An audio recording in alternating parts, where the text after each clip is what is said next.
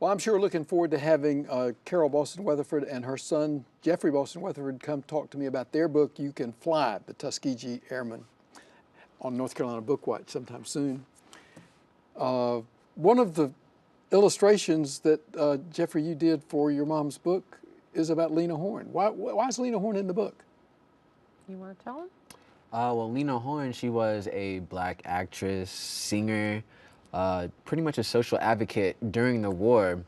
During one instance of performing, she noticed that the POWs, the German POWs, had better seats in the performance than the black soldiers. And after that, she started paying her own way to perform for black soldiers. Well, now did you get interested in Lena Horne through this book, or she's No, been I've there? loved her forever. I had an uncle who had an autographed photo of her, publicity still, and he gave it to me years ago, and I've been into her ever since. She's made cameos in several of my books, and of course in this book. And what happens is, when people make enough cameos in my books, then they get their own book. They get their own book. They get their own book, yeah.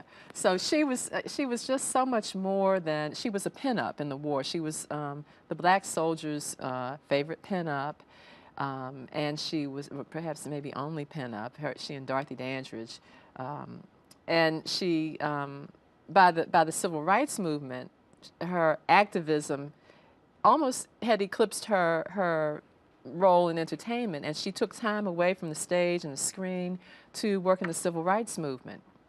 So she was just this really committed person, and so much more than just a pretty face, and I wanted young people to hear about her story as well. Well, did her social activism interfere with her performing career? Because a lot of that was under the control of white people who would be very sensitive to her. Well, yes, sometimes it did. In fact, she was one of the entertainers who was blacklisted during the McCarthy era. And she was blacklisted primarily because of her friendship with Paul Robeson. Wow. And so she was not, she herself was not a communist, but, they were banning people, blacklisting people right and left, and she was one of those. Now, did she recover from that?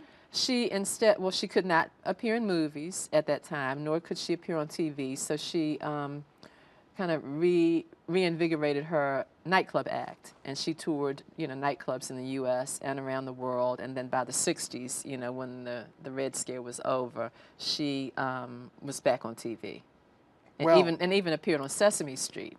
So, you go from, Blacklist to Sesame Street.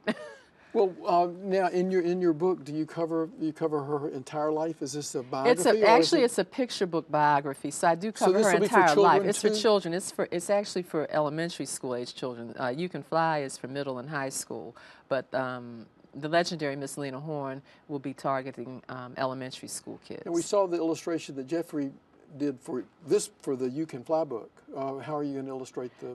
That's being illustrated by Elizabeth Zunon. And it's the illustrations are in full color. They're fabulous, really fabulous. Well, the cover's red. One of my favorite colors. You've got You Can Fly, and you got the Lena Horne. Have you got a title for the Lena Horne book? It's called The Legendary Miss Lena Horne. Well, and then what comes next? Okay. After that is a book called In Your Hands.